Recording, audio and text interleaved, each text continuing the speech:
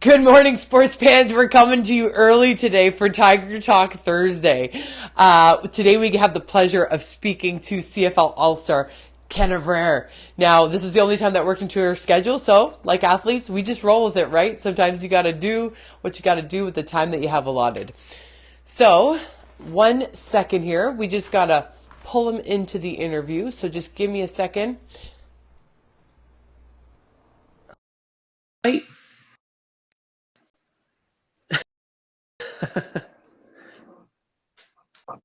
Did we do it? Are we all good? Are we live? We're good. Do you hear me? I can hear you. Can you see me fine? I can see you fine.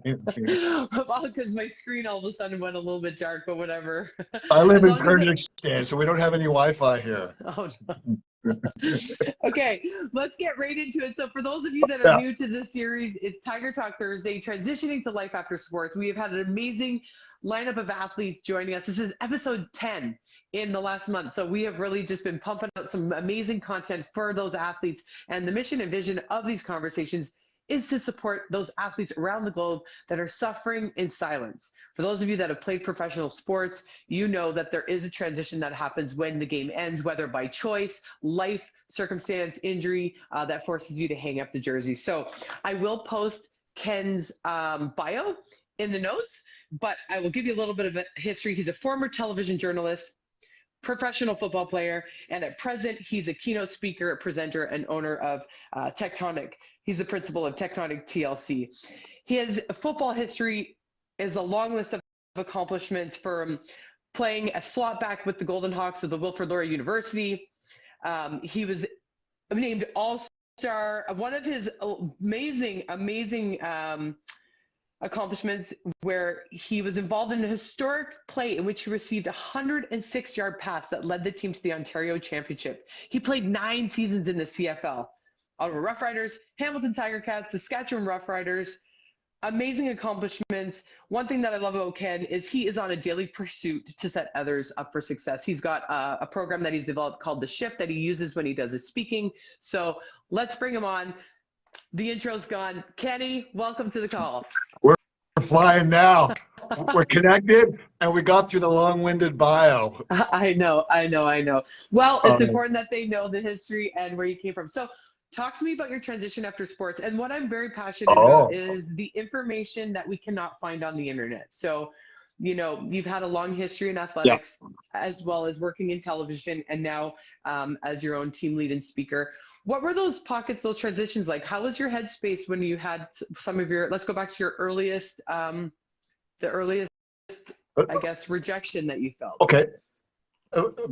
First off, you nailed it. When you're an athlete and you're successful, you do not experience failure until that moment. So you're not prepared for it whatsoever.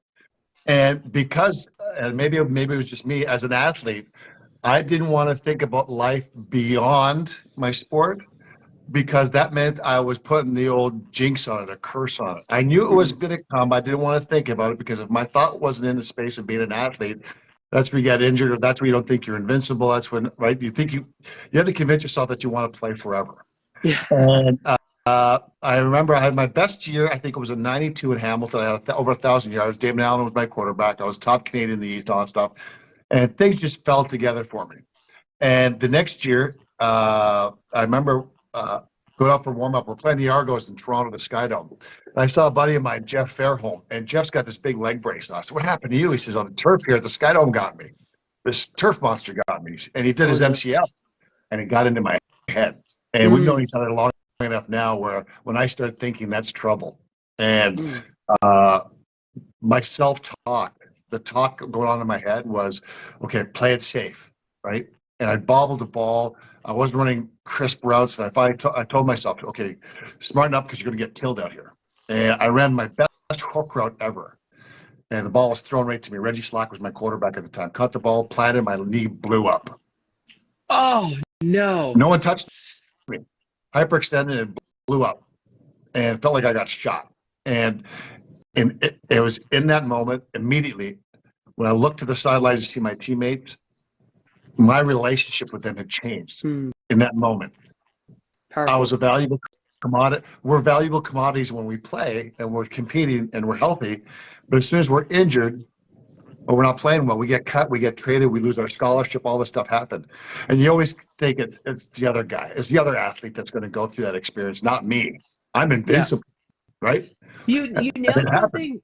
You nailed something that it brought up an experience that I had, because you talked about how all of a sudden you got in your head. Well, we all know I'm not like the biggest goal scorer. Stick handle. Stick handle. So I remember when I went to UNH, like all of a sudden the first 7 or 8 games, I was scoring and getting points and things were fun and it was just executing. And then I really got into my head and I went from first line to fourth line and then I had to work my way back up.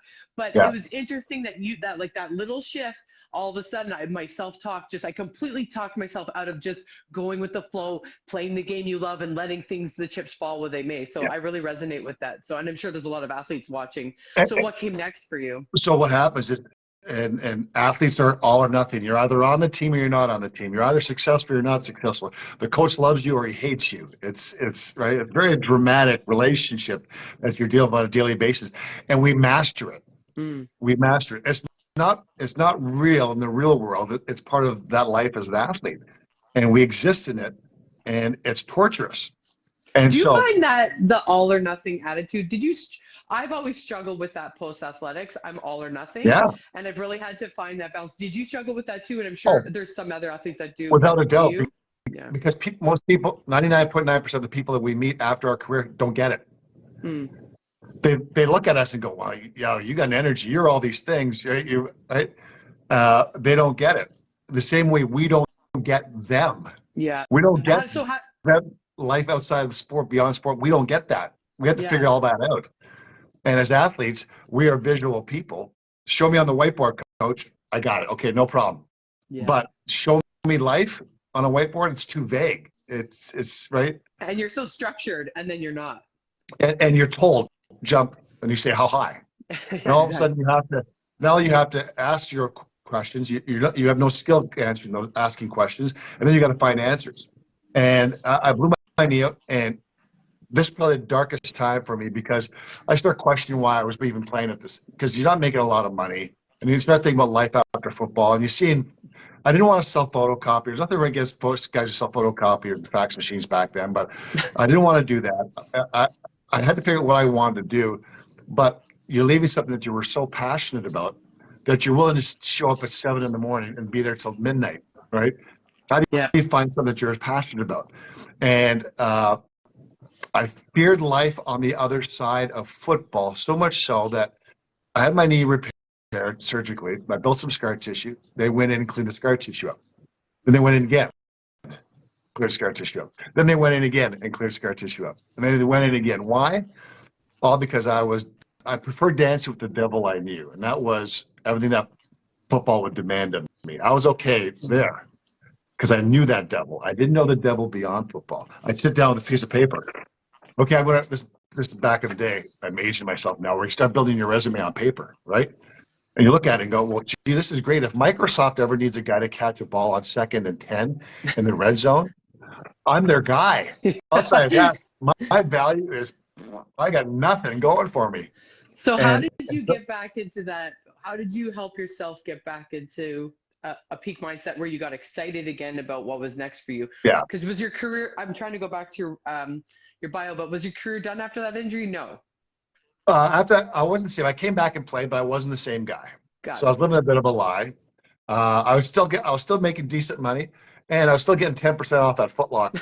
So that was a pretty good deal, right? Yeah. So, so there I am. Did you hear that? And the funny thing was, I knew the game was over, and I didn't even retire with fanfare or anything. I just sort of walked away. I said, I'm going to take a year off. I took 6 months off, away from football. I just got away from it. And I knew that the TV station was going to be transitioning and changing. At that time, it was called CHRO. And I knew they were going to change to what was a city TV format, similar to what they had in Toronto, with much music and city TV. So I knew what the sportscasters did. So I captured an opportunity to go in and do a quick demo tape. And we've been there doing a demo tape, right? They're not easy and they're not fun, and you sweat a lot. I know that oh too well. And lights are going off in the arena while the team's leaving, and it's their 97th take trying to figure it out. So I'm doing this demo tape, and I knew it wasn't great, and the station manager knew it wasn't great, but I had to get in the door. As an athlete, just let me get in the door. Mm-hmm. So I made an appointment with the sales director, and I was going to join their sales team. So I'd be around, I'd be in the mix. You always hear those stories about athletes. They took that long, circuitous path, right? I was going to do that. I was sitting there waiting for my meeting, and the station manager walks in and goes, "What are you doing here?" I said, "Well, I know I tanked the demo." He says, "It wasn't that bad. It wasn't great, but we'll hire you part-time." I said, "That's all I need to hear," right? Mm-hmm. I'm that long shot in training like a camp. Sliver of hope. I can work. If anything, I can work. And that's what I did. That athletes know that, right? Oh yeah. Tell me to do. I can't do something, and I will prove you wrong. Oh yeah. I was like the Mike Fisher rookie year of TV. Mike Fisher's rookie year was always the fourth star for the Sens. Why? Because you'd skate like a madman and just hit everything in sight. Right? Didn't know if it made any sense in the grand scheme of things in terms of hockey, but he was working really hard. And I just worked hard. So rather than work 20 hours a week, I was working 60, 70 hours a week. And they finally said, okay, hold on a second. We can't do this because you're part-time. We're going to make you full-time. I said, great. I still kept doing 50, 60 hours a week. It's okay. We got to give you a contract because you're making too much money in overtime. And I just kept going. And that was sort of my approach. And then when that changed, it's always been my approach. Transitions are tough because you have to let go of something, right? To transition, you can't fly with the piano on your back, right? If you're making a shift, if you're saying, okay, I got to capture that energy, that tiger in me, and reframe and go. You don't. Again, it can't be an all or nothing affair. It has to be sort of okay, that was great. I loved it, but as tough as it is, I have to kind of let it go. So, sir, I have a question for you. So, in those periods, what is your kind of go-to? So, for me, journaling, meditation, visualization, all the things. Obviously, moving your body when you're in that down and out headspace, and you don't see a future. What's next for you? The one thing I do know is just go work out, move your body because it gets me in a better headspace. But we've talked before. You're into meditation, and you do a lot of writing, if I remember correctly. I do meditation and writing, long walks. I really enjoy those because it allows me to sort of sort things out in my brain. As a former musician as well, because I played drums growing up. So I'm a big thing about timing, and I'll count to myself. I'll say, okay, or I'll set certain deadlines. I say, okay, I'm going to think about this subject matter for the next 3 blocks, and only that subject matter. Interesting. Because you ever find sometimes you start talking, you want to work something out, but you let yourself get easily distracted to get away from it because you really deep down you really don't want to deal with it. Resistance is at its all-time high. Oh, without a doubt, right? And so that was part of it for me, and part of it was just trusting that I had the transferable skills, right? And that working hard and knowing that it's going to be tough, but understanding the 4 steps of learning, right? That's it. Let's go back to transferable skills because we were watching that Netflix video, the year of the scabs, or whatnot, and some of those guys were saying, you know what, I wish I actually never had those 3 weeks because it really messed with them mentally after the game, or now they have a lifelong injury and they're dealing with. But that. I just lost my train of thought. Well, no. What were you just saying? I was talking about the whole idea that we have transferable skills, which is a dangerous thing. So transferable skills. Telling someone you have transferable skills or that you have potential is so vague. What does that mean? What does that mean? From athletes, I've heard from athletes. So we've got the drive, you've got the work ethic, you love working on a team, you're collaborative, all these things. But then you go out in the workforce. If you've had a longer career, when I've talked to some athletes, sure, but I don't have a sales background in such and such. And more than anything, I would always love to hire the athlete because of just their mindset, their attitude, their hardworking, and I can teach you. Attitude you can't teach, work ethic you can't teach. You bring that into the locker room or into the work environment. But it's funny, I've heard some athletes tell me that they cannot get hired because they worked in their arena for so long and then all of a sudden they're out and people don't want to hire them. So did you have any experience with that? Oh, without a doubt. Like I'd go into for an interview, and I'm a confident guy, and I'd crap the bed because I kept trying to tell them everything they wanted to hear. Yeah. It was disingenuous. It wasn't authentic. And you, me, anybody crosses our path. Authenticity is what rules. I believe that without a doubt. If someone's an HR director and they have someone come in, they give you all the right answers. You go, wow, they gave us all the right answers. That person was awfully suspicious because they might be just really good at telling us what we want to hear. Yeah, for sure. So what would be for athletes watching? Yeah.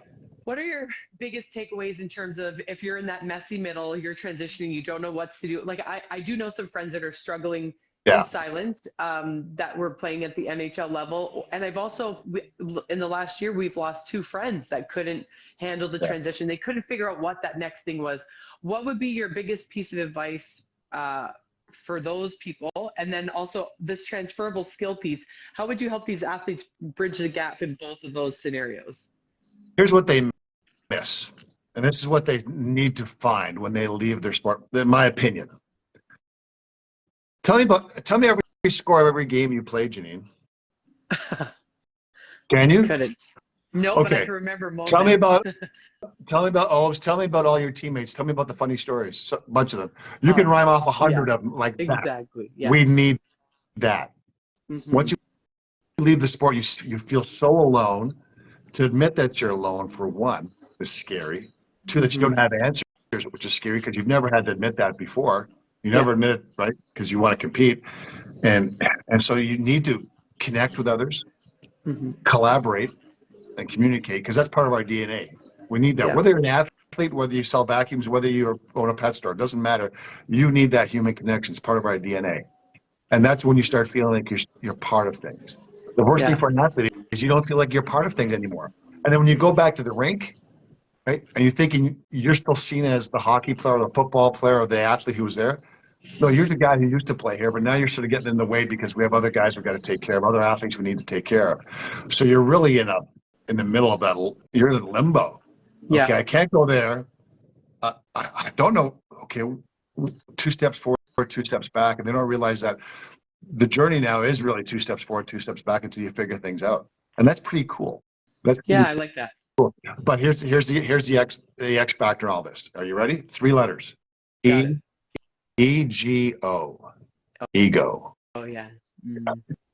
Did you stop to think about that for a moment? Well, I thought we were doing an acronym. Did you go?